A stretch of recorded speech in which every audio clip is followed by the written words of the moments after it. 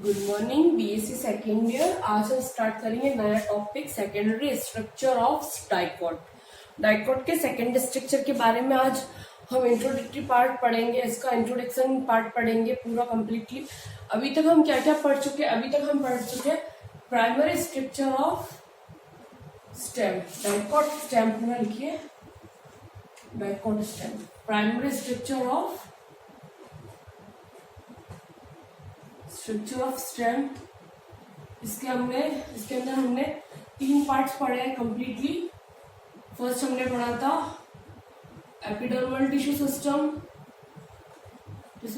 फिर हमने पढ़ा था ग्राउंड टिश्यू सिस्टम कंप्लीटली। एक को हमने पॉइंट्स वाइज पूरा कंप्लीटली पढ़ा था। उसके बाद में हमने लास्ट पढ़ा था वेस्क्यूलर टिश्यू सिस्टम। ठीक है, ये हमने सब एक कंप्लीटली पढ़े थे। एपिडर्मल टिश्यू सिस्टम में क्या आता है ये सब हमने पढ़ा था। एपिडर्मल टिश्यू सिस्टम में क्या आ रहा था? एपिडर्मल सेल्स आ रही थी, एपिडर्मल स्ट्रक्चर्स आ रहे थे, एपिडर्मल अपेंडेजेस आ रहे थे। ग्राउंड टिश्यू सिस्टम में एपिडर्मिस के नीचे हाइपोडर्मिस से लगाकर hypodermis, cortex, endodermis, pericycle, medullary race, पित्त, ये सब किसके अंदर आ रहे थे? ग्राउंड टिश्यू सिस्टम में। इसको हमने 2 पार्ट में बांटा था। एक था हमारा स्टिलार रीजन वाला, स्टिलार ग्राउंड टिश्यू सिस्टम, और दूसरा था हमारा एक्स्ट्रा स्टिलार ग्राउंड टिश्यू सिस्टम। फिर हमने पढ़ा था इसके अंदर, हमने स्टिलार के अंदर क्या क्या आ रहे थे?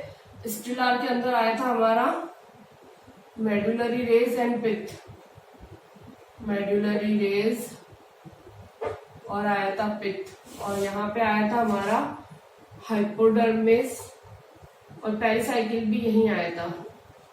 इसके अंदर हमारा आया था हाइपोडर्मिस आया था, फिर आया था हमारा एंडोडर्मिस, और फिर हमने लास्ट पढ़ा था इसके अंदर पेरिसाइकिल।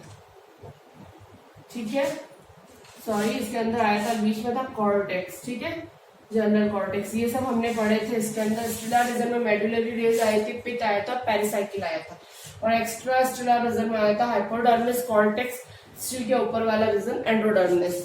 उसके बाद में हमने पढ़ा था वेस्कुलर टिश्यू सिस्टम। इसके अंदर हमने पढ़े थे प्राइमरी जाइलम के बारे में कंप्लीटली, फिर प्राइमरी फ्लोएम के बारे में पढ़ा था हमने, और फिर हमने पढ़ा था लास्ट कैम्बियम के बारे में। फिर हमने बताया था प्राइमरी जाइलम कैसे बनता है, प्राइमरी जाइलम में प्रोटोजाइलम क्या होता है, उसका उत्पत्ति कैसे होती है। फिर हमने मेटाजाइलम के बारे में पढ़ा था। प्रोटोजाइलम, मेटाजाइलम के बेसिस पे जो सेक्शंस को बांटा है, जैसे endarch condition, exarch condition, mesarch condition, उनके बारे में डिटेल में पढ़ा था। उसके डायग्राम्स बनवाए थे मैंने अच्छे से, आपको याद होगा, पिछले वीडियोस देखिए। फिर हमने फ्लोएम के बारे में पढ़ा था, फिर कैम्बियम के बारे में पढ़ा था, और फिर लास्ट हमने क्या पढ़ा था? जो वेस्क्यूलर बंडल्स होते हैं उनकी कंडीशंस के डेफिन पे के जब एक ही, जैसे हमने पढ़ा था कि वेस्क्यूलर बंडल कैसे कॉन्जॉइंट है, या सॉरी वेस्क्यूलर बंडल कैसे है, ओपन है या क्लोज। ओपन यानी कि जिसके अंदर कैम्बियम प्रेजेंट थी जाइलम फ्लोएम के बीच में, जिसमें जाइलम फ्लोएम के बीच में कैम्बियम एब्सेंट थी, उसके हमने क्लोज टाइप बताया था। जनरली ओपन डाइकॉट्स के अंदर होता है और क्लोज मोनोकॉट्स के अंदर होता है। हमने डिटेल में कल पढ़ा, पहले पिछले वीडियोस में पढ़ा था। उसके अलावा हमने कुछ कोलेटरल, बाइकोलेटरल, रेडियल सिमेट्री के बारे में, रेडियल और कॉन्सेंट्रिक, इनके बारे में पढ़ा था कंप्लीटली अच्छे से डायग्रामेटिकली। आज फिर हमने पढ़ा था, उसके बाद हमने क्या स्टार्ट किया था? इसके बाद में हमने पढ़ा था डाइकॉट की एनाटॉमी के बारे में, anatomy of stem. Anatomy of stem पढ़ा था, तो लिखेंगे एनाटॉमी ऑफ स्टेम। और फिर एनाटॉमी ऑफ स्टेम में हमने 2 टाइप से पढ़ा था। पहले हमने पढ़ा था डाइकॉट स्टेम के बारे में, कंप्लीटली स्टडी की थी, और फिर हमने मोनोकॉट स्टेम के बारे में पढ़ा था। क्या क्या पढ़ा था डाइकॉट के बारे में? हमने क्या पढ़ा था? जैसे हमने डाइकॉट स्टार्ट किया था, तो डाइकॉट में हमने सबसे पहला पॉइंट लिया था क्यूटिकल। एपिडर्मिस के ऊपर क्यूटिकल की लेयर होती है वैक्सी। फिर एपिडर्मिस जो एपिडर्मल टिश्यू से बनती है। फिर हाइपोडर्मिस, ठीक है। फिर 4th आता है कॉर्टेक्स, इसको जनरल कॉर्टेक्स भी बोलते हैं। फिर एंडोडर्मिस, ठीक है। फिर पेरिसाइकिल के बाद में हमने पढ़ा था वेस्क्यूलर बंडल, पित्त और मेडुलरी रेस वगैरह भी इसके अंदर ही आ गया था। ठीक है, और जब मोनोकोट को पढ़ा था हमने, जब मोनोकोट स्टेम में पढ़ा था उसमें भी क्यूटिकल आई थी, क्यूटिकल आई थी, फिर सेकंड आई थी एपिडर्मिस, इसमें भी, और फिर नेक्स्ट आई थी, थर्ड आई थी इसके अंदर भी हाइपोडर्मिस, इसमें भी एपिडर्मिस एपिडर्मल टिश्यू सिस्टम से बनता है। फिर आई थी हाइपोडर्मिस, और हाइपोडर्मिस के बाद में आया था ground tissue system, ground tissue भरणोत्तक, जिसके अंदर सब आ रहे हैं, जिसके अंदर पूरा आ रहा था, कॉर्टेक्स आ रहा था, इसके अंदर एंडोडर्मिस, कॉर्टेक्स, पेरिसाइक्लिक, वेस्कुलर, और इसके अंदर पित्त एब्सेंट होता है, मोनोकोट में हमने बताया था, और कहीं मिलता है तो वो उसका एक एक्सेप्शन हो सकता है। उसके बाद में हमने क्या पढ़ा था, उसके बाद में हमने पढ़ा था difference between dicot and monocot stem. पिछले वीडियो में हमने ये पढ़ा था। इन सबको हम डिटेल में कंप्लीटली पिछले वीडियोस में पढ़ चुके हैं। आज हम स्टार्ट करेंगे, इसका मतलब हमारी primary structure of stem complete हो चुकी है। अब आज से हम पढ़ेंगे secondary structure of dicot stem, ठीक है। जब डाइकोट स्टेम की हम बात करते हैं, उसके अंदर हम बोल रहे हैं कि सेकेंडरी स्ट्रक्चर, द्वितीयक संरचना या द्वितीयक वृद्धि कह सकते हैं इसे हम। जो डाइकोट प्लांट्स होते हैं वो कैसे होते हैं, जनरली इनके अंदर क्या होता है, विशेषतः जो बहुवर्षीय होते हैं, डाइकोट्स के अंदर भी जो बहुवर्षीय पादप होते हैं, बहुवर्षीय कैसे, शाखी पादप, बहुवर्षीय शाखी पादपों में सेकेंडरी स्ट्रक्चर हो गया, सेकेंडरी ग्रोथ मिलेगी। इसके अलावा बहुवर्षीय जो शाखी पादप झाड़ियों में मिलेगी हमें सेकेंडरी स्ट्रक्चर। और वृक्षों में, इसमें हम ऐसे लिख सकते हैं बहुवर्षीय शाखी पादप झाड़ियां।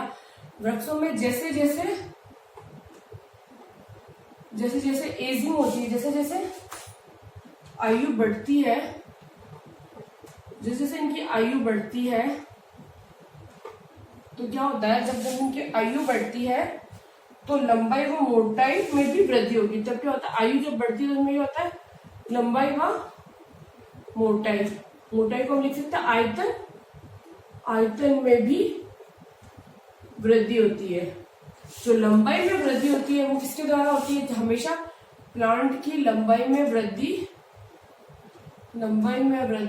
किसके द्वारा होती है। अगर प्लांट लंबाई में वृद्धि कैसे होता है, लंबाई में वृद्धि किसके द्वारा होगी, प्राइमरी ग्रोथ द्वारा। जब प्राइमरी ग्रोथ होती है, प्राथमिक वृद्धि के द्वारा लंबाई में वृद्धि होती है, और प्लांट की जब आयतन में या चौड़ाई में वृद्धि होती है, उसके चौड़ाई में वृद्धि होती है, तो वो होती है सेकेंडरी ग्रोथ के द्वारा, ठीक है।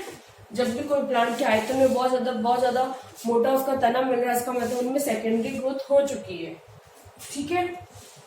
और ये क्या करती है, जो ये वृद्धि होती है वो क्या करेगी, एक सुरक्षात्मक आवश्यकता एवं संवहन संबंधी आवश्यकताओं को पूर्ण करने के लिए पौधे क्या करेंगे, कैसे करते हैं, ये क्या करते हैं, पौधे क्या करेंगे, सुरक्षात्मक दृष्टि से सुरक्षात्मक आवश्यकताएं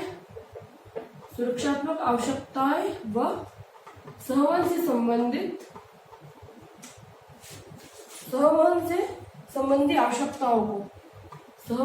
संबंधी आवश्यकताओं को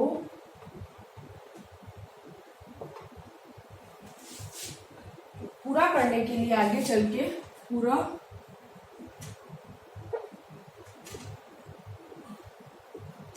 करने के लिए क्या करेंगे, आगे चलकर दो प्रकार की संरचनाएं बनाते हैं। दो प्रकार की संरचनाएं कौन कौन सी, ये दो संरचनाएं, एक तो है वेसिक्युलर कैम्बियम और दूसरी है हमारी कॉर्क कैम्बियम। ये दोनों क्या करेगी, ये संरचनाएं क्या करेगी, दोनों संरचनाएं द्वितीय वृद्धि करवाएगी, प्लांट की द्वितीय वृद्धि में सहायता करेगी, ठीक है। होता क्या है, सहायता करेगी, ठीक है। मतलब इनकी एक्टिविटी से कह सकते हैं, या इन दोनों की सक्रियता से सक्रियता से सेकेंडरी ग्रोथ होगी। ठीक है, देखो मैं वापस समझा देती हूँ आपको। Secondary structure of dicot stem अगर हम लिखते हैं, जो बहुवर्षीय शाखीय पादप होते हैं, झाड़ियां होती है, वृक्षों में क्या होता है, जैसे जैसे उनकी एज बढ़ती है, आयु बढ़ती है, तो उनमें क्या होता है, लंबाई के साथ साथ उनकी मोटाई और आयतन में भी वृद्धि होता है। प्लांट की लंबाई में वृद्धि हमेशा प्राइमरी वृद्धि, जो प्लांट की लंबाई में वृद्धि हमेशा उसकी प्राइमरी ग्रोथ से होता है, और प्लांट की चौड़ाई या आयतन में वृद्धि हमेशा सेकेंडरी ग्रोथ से होता है। ठीक है, सुरक्षात्मक आवश्यकता एवं संवहन संबंधी आवश्यकताओं को पूरा करने के लिए क्या होता है, ये आगे चलकर दो प्रकार की संरचनाएं बनाती है, एक तो वेस्कुलर कैम्बियम और दूसरी कॉर कैम्बियम या फेलोजन। इन दोनों की सक्रियता से क्या होती है, सेकेंडरी ग्रोथ होती है। इन दोनों की सक्रियता के कारण क्या होगा, इन दोनों की सक्रियता से तने की मोटाई में वृद्धि होगी।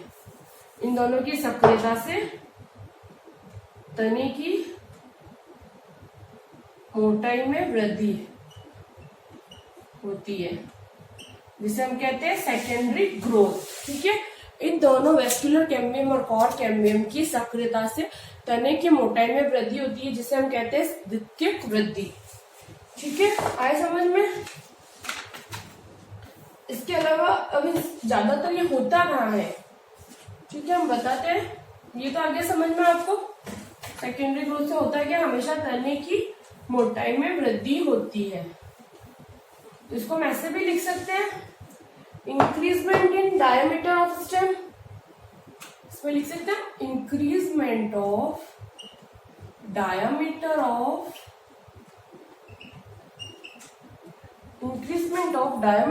stem due to formation of secondary tissue, due to formation of secondary tissue। द्वितीयक ऊतकों के कारण पौधे की डायमीटर में वृद्धि होती है। ठीक है, secondary tissue in stelar and extra stelar region. ठीक है, जो डायमीटर में, स्टेम की डायमीटर में वृद्धि का कारण क्या होता है, स्टेम की डायमीटर में वृद्धि किसके कारण होती है, सेकेंडरी टिश्यू के स्टेलर और नॉन स्टेलर और एक्स्ट्रा स्टेलर रीजन के जो टिश्यूज होते हैं, उनमें ग्रोथ की वजह से क्या होता है, स्टेम की डायमीटर में वृद्धि होती है।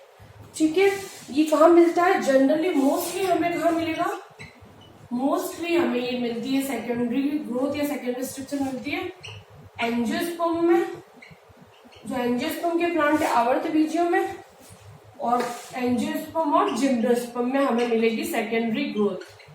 ठीक है, सेकेंडरी ग्रोथ किस में मिलेगी, मोस्टली एंजियोस्पर्म आवर्त बीजी, जिम्नोस्पर्म अनावर्त बीजी में हमें सेकेंडरी स्ट्रक्चर या सेकेंडरी ग्रोथ मिलती है। और सेकेंडरी ग्रोथ कब होती है, सेकेंडरी ग्रोथ जब होती है जब प्राइमरी ग्रोथ कंप्लीट हो जाएगी। प्राइमरी ग्रोथ के कंप्लीट होने के बाद होती है सेकेंडरी ग्रोथ। प्राइमरी ग्रोथ जब कंप्लीट हो जाएगी तब क्या होगी, सेकेंडरी ग्रोथ। जब प्लांट्स के अंदर प्राइमरी ग्रोथ पूरी तरह से कंप्लीट हो चुकी है, जैसे हमने बताया प्राइमरी ग्रोथ हम पढ़ चुके हैं, जब प्लांट के अंदर प्राइमरी ग्रोथ कंप्लीट हो चुकी है उसके बाद होती है सेकेंडरी ग्रोथ हमेशा। और डाइकॉट के अंदर ये कहाँ तक होती है, कंप्लीट ग्रोथ कहाँ होती है, डाइकॉट में एपिडर्मिस से लेकर पिप तक होती है। डाइकॉट के एपिडर्मिस से लेकर सिर्फ पिप तक ये सेकेंडरी ग्रोथ कंप्लीटली होती है। ठीक है, इसके अलावा अगर हम लिखें, ये किसकी वजह से होती है, सेकेंडरी ग्रोथ होती है हमेशा। जैसे हम प्लांट का अगर मेरिस्टेम के बारे में पढ़ चुके, ऊपर वाला मेरिस्टेम को हमने इसको क्या नाम दिया था, और एक ये था नोड और इंटरनोड के बीच वाला,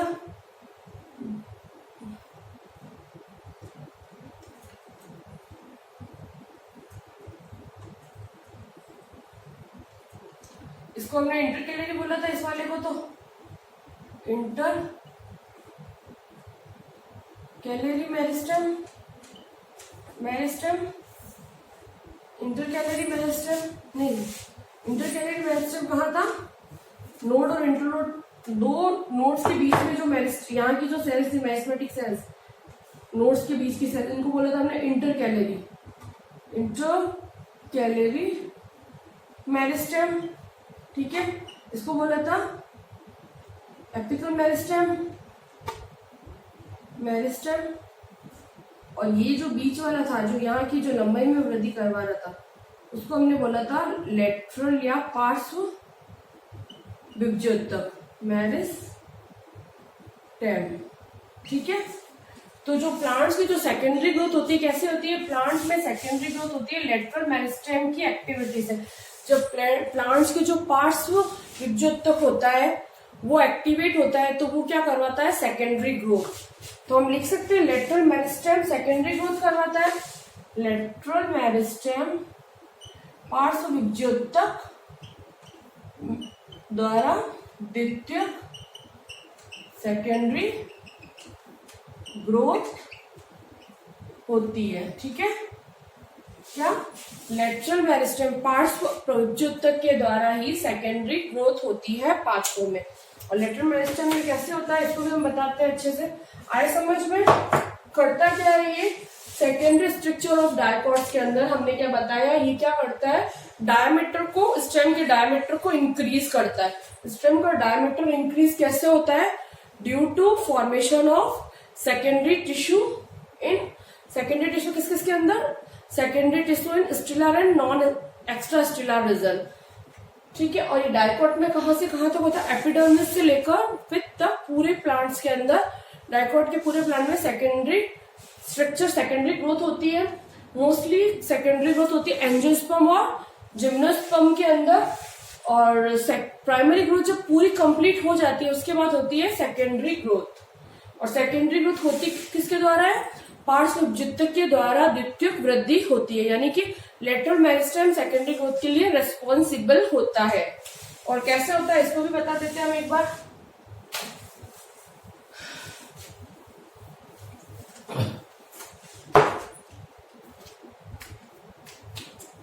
वैसे लिख सकते हैं लेटरल मेरिस्टेम, हम बोल रहे हैं lateral meristem is responsible for secondary growth. इसमें क्या होता है? दो तरह की वेस्कुलर टिश्यूज बनते हैं।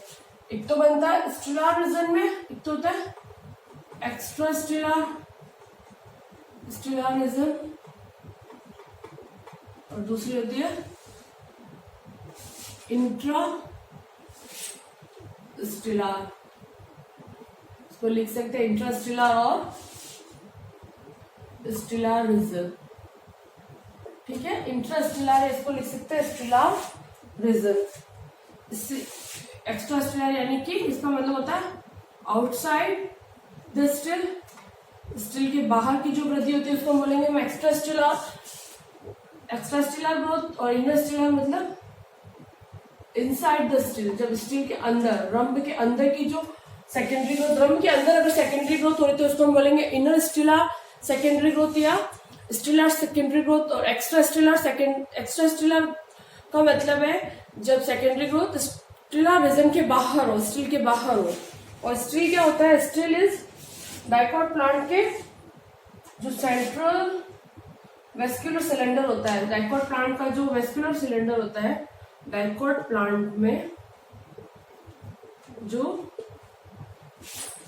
सेंट्रल वेसिकुलर सिलेंडर जो होता है उसको बोलते हैं हम स्टिल। स्टिल या रम किसे कहते हैं? जो डायकॉट प्लांट के अंदर बीच में जो ये कंप्लीटली जो होता है ना, ये डायकॉट प्लांट के सेंटर के अंदर जो वेस्कुलर सिलेंडर होता है, वेस्कुलर सिलेंडर होता है, उसे हम बोलते हैं रंभ या स्टिल। ठीक है, आए समझ में यहाँ तक? एक्स्ट्रा स्टिलर मतलब स्टिल के बाहर के क्षेत्र में अगर सेकेंडरी ग्रोथ होगी तो उसे हम बोलेंगे एक्स्ट्रा स्टिलर सेकेंडरी ग्रोथ। और अगर स्टिल के अंदर हो रही तो उसको बोलेंगे स्टिलर रीजन की ग्रोथ। ठीक है, स्टिलर रीजन। अब एक्स्ट्रा स्टिलर में क्या होता है और इंट्रा स्टिलर में क्या होता है, इसके बारे में हम थोड़ा पढ़ लेते हैं। स्टिलर रीजन में अगर सेकेंडरी ग्रोथ होती है तो उससे क्या बनता है? जब स्टिलर रीजन में सेकेंडरी ग्रोथ होती है इनसाइड द जब इसके अंदर सेकेंडरी ग्रोथ होती है तो क्या बनता है, इसके अंदर होती है तो क्या बनता है। जब एक्स्ट्रा रीजन के अंदर सेकेंडरी ग्रोथ होती है तो क्या बनता है, तब बनती है हमारी वेस्क्यूलर कैम्बियम। और ये वेस्क्यूलर कैम्बियम आगे जाके क्या बनाती है, वेस्क्यूलर कैम्बियम बनाएगी आगे जाके सेकेंडरी जाइलम और सेकेंडरी फ्लोएम। ठीक है, आए समझ में। जो इंट्रास्टिलर या स्टिलर रीजन के अंदर जो सेकेंडरी ग्रोथ होती है उस समय ये कहाँ होती है, तो ये इनसाइड द स्टिल होती है, स्टिल के अंदर होती है। इस समय क्या बनती है, वेस्क्यूलर कैम्बियम बनती है। ये वेस्क्यूलर कैम्बियम क्या बनाती है, सेकेंडरी जाइलम और सेकेंडरी फ्लोएम। कैसे बनाती है, ये क्या होता है कि जो वेस्क्यूलर कैम्बियम बनती है, क्या बनती है, कैम्बियम ऊपर की तरफ क्या बनाएगी, हमेशा ऊपर की तरफ बनाती है फ्लोएम। कौन सा फ्लोएम बनाएगी, कैम्बियम ऊपर की तरफ बनाएगी सेकेंडरी फ्लोएम, और नीचे की तरफ बनाएगी कैम्बियम हमेशा सेकेंडरी। कैम्बियम हमेशा अपने ऊपर की तरफ, ये क्या बना दिया इसने, फ्लोएम, और ये बना दिया नीचे की तरफ जाइलम। ठीक है, चेक्स से जो मैंने डिफाइन किया है वो है सेकेंडरी फ्लोएम। कैम्बियम अपने ऊपर की तरफ क्या बनाएगी, हमेशा ऊपर की तरफ हमेशा क्या बनाती रहेगी, अपर साइड हमेशा फ्लोएम बनाती रहेगी सेकेंडरी फ्लोएम, और इनर साइड क्या बनाती रहेगी, इन द सेंटर बनाएगी, सेंटर की तरफ बनाएगी हमेशा सेकेंडरी जाइलम। ठीक है, और जो एक्स्ट्रा स्टिलर रीजन में क्या होता है, एक्स्ट्रा स्टिलर रीजन क्या बनाती है, कॉर्क कैम्बियम। क्या बनाएगी, कॉर्क कैम्बियम। ठीक है, और ये कॉर्क कैम्बियम क्या करेगी, आगे जाके क्या बनाएगी, cork and secondary cortex. Cork cambium बनाती है आगे जाके कॉर्क और सेकेंडरी कॉर्टेक्स। ये सब किसके लिए रिस्पॉन्सिबल है, सेकेंडरी ग्रोथ के लिए। ठीक है, ये इंट्रोडक्टरी पार्ट में कुछ प्रॉब्लम तो नहीं है। आज हमने पढ़ा इसका इंट्रोडक्टरी पार्ट, क्या क्या पढ़ा इसको हम वापस अभी रिवाइज करते हैं। आज हमने पढ़ा secondary structure of dicot stem.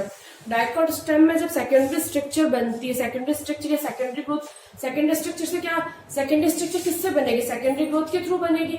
जब प्लांट्स के अंदर जितने भी बहुवर्षीय पेरिएन्युअल प्लांट्स होते हैं उनके अंदर जब एज बढ़ती है तो एज बढ़ने के साथ साथ उनकी लंबाई के साथ साथ उनकी चौड़ाई में भी वृद्धि होती है। चौड़ाई या आयतन में वृद्धि होती है, ये किसकी वजह से होती है, सेकेंडरी ग्रोथ की वजह से होती है। ठीक है, इनमें क्या होता है, आयतन में वृद्धि होती है जिससे इसका तना बहुत ज्यादा चौड़ा दिखाई देने लगता है, डायमीटर बहुत ज्यादा हो जाता है। और ये किसके कारण होती है, ये क्या होती है, जो सेकेंडरी टिश्यू होते हैं स्टिलर और नॉन एक्स्ट्रा स्टिलर रीजन के सेकेंडरी टिश्यू के कारण होती है सेकेंडरी ग्रोथ, सेकेंडरी स्ट्रक्चर्स। और ये सेकेंडरी ग्रोथ किसके द्वारा होती है, प्लांट्स के अंदर जो लेटरल मेरिस्टेम होता है, ऊपर होता है एपिकल मेरिस्टेम, जो नोड और इंटर्न दोनों दो नोड्स, एक नोड के ऊपर नीचे की जो मैग्मेटिक सेल्स होती है उसको हमने बोला था इंटरकैलरी मेरिस्टेम, और आसपास की जो मैग्मेटिक सेल्स उनको बोला था लेटरल मेरिस्टेम। तो पार्ट्स में उपयुक्त की कोशिकाएं सेकेंडरी ग्रोथ करवाती है प्लांट्स के अंदर, हमेशा सेकेंडरी ग्रोथ के लिए रिस्पॉन्सिबल होती है। तो लेटरल मेरिस्टेम क्या करता है, दो तरह से ग्रोथ करता है, एक तो करता है एक्स्ट्रा स्टिलर रीजन में और एक intra stelar region. Extra stelar यानी कि स्टिल के बाहर का जो भी क्षेत्र है, यानी कि स्टिल के बाहर क्या गया, पेरिसाइकिल, एंडोडर्मिस, कॉर्टेक्स आ गया, एपिडर्मिस आ गया। इन पूरे रीजन में जो भी सेकेंडरी ग्रोथ होगी उसको हम रखेंगे एक्स्ट्रा स्टिलर रीजन में, और स्टिलर रीजन के अंदर जो बनता है उसको हम रखेंगे इंट्रा स्टिलर या स्टिलर रीजन के अंदर क्या होगा, इसके अंदर जो भी सेकेंडरी ग्रोथ होगी उसको हम रखेंगे जैसे वेस्कुलर बंडल्स आ जाएंगे इसके अंदर, पिथ के अंदर जो भी सेकेंडरी ग्रोथ हो रही है वो सब आएंगे हमारे इंट्रा स्टिलर रीजन में। और जो एक्स्ट्रा स्टिलर रीजन में सेकेंडरी ग्रोथ से क्या बनती है, कॉर्क कैम्बियम बनती है, और ये कॉर्क कैम्बियम आगे जाके क्या बनाती है, कॉर्क और सेकेंडरी कॉर्टेक्स बनाने के लिए रिस्पॉन्सिबल होती है। और स्टिलर रीजन की जो सेकेंडरी ग्रोथ होती है और इनसाइड द स्टिल वो वेस्कुलर कैम्बियम बनाती है, जो वेस्कुलर कैम्बियम आगे जाके जाइलम और सेकेंडरी फ्लोएम बनाते हैं। कैसे बनता है, हमेशा कैम्बियम अपने ऊपर की तरफ, बाहर की तरफ, परिधि की तरफ हमेशा फ्लोएम बनाती रहेगी और केंद्र की तरफ सेकेंडरी जाइलम का फॉर्मेशन करती रहती है। ठीक है, एक एग्जांपल ले रहे हैं हम। होता है क्या, अगर कोई प्लांट है, ठीक है, यहाँ तक आगे समझ में, अगर कोई प्लांट है उनके अंदर सेकेंडरी ग्रोथ नहीं हो रही है, कोई कोई प्लांट, इफ किसी प्लांट का, ये कोई प्लांट है, अगर उसके अंदर सेकेंडरी ग्रोथ नहीं होगा तो क्या होगा, सेकेंडरी ग्रोथ तो नहीं हो रही है पर उनमें प्राइमरी ग्रोथ के थ्रू क्या, उनकी कैनोपी बढ़ती जा रही है, इनके अंदर बहुत ज्यादा फ्लावरिंग हो रही है, और फ्लावरिंग हो रही है तो फ्रूटिंग भी होगी, फ्रूटिंग भी हो रही है, इसकी वजह से कैनोपी बढ़ती जा रही है, पर इसकी लंबाई में वृद्धि हो रही है पर इसकी चौड़ाई नहीं बढ़ रही, तो क्या होगा, धीरे धीरे अगर इसकी कैनोपी बढ़ती गई तो क्या होगा, इसका स्टेम पतला रह जाएगा, स्टेम अगर मोटा नहीं हो रहा है तो स्टेम इसको स्टेबिलिटी प्रोवाइड नहीं कर पाएगा, धीरे धीरे क्या पता चलेगा कि वो तना पूरा नीचे की तरफ झुक रहा है, तो तने को स्टेबिलिटी प्रोवाइड करने के लिए, तना इतनी बड़ी कैनोपी को रख सके, इसके लिए क्या होता है, इनके अंदर सेकेंडरी ग्रोथ होती है, और सेकेंडरी ग्रोथ किसके द्वारा होती है, लेटरल मेरिस्टेम के द्वारा। जो पार्श्व उपजाति की कोशिका है वो क्या करती है, सेकेंडरी ग्रोथ के द्वारा तने की मोटाई और आयतन में वृद्धि करती है, ठीक है, आए समझ में। क्योंकि डे बाय डे क्या होता है, जो कैनोपी होती है प्लांट की, जो कैनोपी होती है डे बाय डे, प्लांट की canopy day by day increase होती जाएगी, जैसे जैसे जैसे जैसे ग्रोथ होगी, प्राइमरी ग्रोथ होगी, प्लांट के अंदर प्राइमरी ग्रोथ तो हो रही है, प्राइमरी ग्रोथ हो रही है, प्राइमरी ग्रोथ हो रही है, तो फ्लावरिंग हो रही है, फ्रूटिंग हो रही है, कैनोपी लीव्स बन रही है, बहुत सारी लीव्स बन रही है, तो क्या होगा, कैनोपी क्या करेगी, day by day canopy increase होती जाएगी, इसकी कैनोपी डे बाय दिन ब दिन इसकी कैनोपी बढ़ती जाएगी, प्लांट का जो ऊपर वाला जो शिखर भाग है वो बहुत ज्यादा चौड़ा हो जाएगा और तना एकदम पतला होगा, तो धीरे धीरे एक कंडीशन ऐसी आएगी कि शिखर इतना ज्यादा चौड़ा हो जाएगा कि वो तना उस शिखर को संभाल नहीं पाएगा, तो वो प्लांट टूट के गिर सकता है, नीचे झुक सकता है, तो इसको बचाने के लिए क्या होता है, प्लांट्स क्या करते हैं, प्लांट्स की जो लेटरल मेरिस्टेम होती है वो क्या करेगी, लेटरल मेरिस्टेम क्या करेगी, लेटरल मेरिस्टेम के द्वारा क्या होगी, सेकेंडरी ग्रोथ क्या करेगा फ्रेंड, लेटरल मेरिस्टेम के थ्रू क्या करेगा, लेटरल मेरिस्टेम के द्वारा प्लांट क्या करता है, सेकेंडरी ग्रोथ, और जब सेकेंडरी ग्रोथ होती है तो क्या होता है, प्लांट का डायमीटर बढ़ता है, विड्थ बढ़ती है प्लांट की, डायमीटर बढ़ता है, उसका आयतन बढ़ता है, प्लांट की मोटाई में वृद्धि होती है। इस प्रकार जब ये तना इतना मोटा हो जाएगा, इसका डायमीटर इतना बढ़ जाएगा, तो वो क्या करेगा, इतनी बड़ी कैनोपी को आराम से अपने ऊपर रख सकेगा, मतलब वो तना नीचे नहीं झुकेगा और इतनी बड़ी कैनोपी को आराम से स्थायित्व प्रदान कर देगा, ठीक है, आया समझ में। इसके अलावा अब कुछ इसके वापस बता देती हूँ एक बार मैं, अगर कोई प्लांट है उसके अंदर ओनली प्राइमरी ग्रोथ हो रही है तो इसका मतलब फ्लावरिंग भी हो रही है, फ्रूटिंग हो रही है, लीव्स बन रही है, धीरे धीरे इसकी कैनोपी बढ़ती जा रही है, ठीक है, इसके अंदर कैनोपी बढ़ती जाएगी, कैनोपी दिन ब दिन बढ़ती जाएगी, तो क्या होगा, मगर इसकी स्टेम की चौड़ाई नहीं बढ़ रही, स्टेम केवल लंबाई बढ़ रही है प्राइमरी ग्रोथ के द्वारा, उस समय क्या होता है, अगर बहुत ज्यादा उसमें कैनोपी हो जाएगी तो वो प्लांट नीचे गिर सकता है, प्लांट नीचे झुक सकता है, तो उसको बचाने के लिए क्या होता है, प्लांट्स के अंदर जो लेटरल मेरिस्टेम होता है वो क्या करेगा, सेकेंडरी ग्रोथ कराएगा, सेकेंडरी ग्रोथ के द्वारा क्या बनेगा, प्लांट का डायमीटर जो होता है वो बढ़ जाएगा, और डायमीटर बढ़ जाएगा तो वो इतनी बड़ी कैनोपी को आसानी से अपने ऊपर रख सकेगा, ठीक है, आए समझ में यहाँ तक।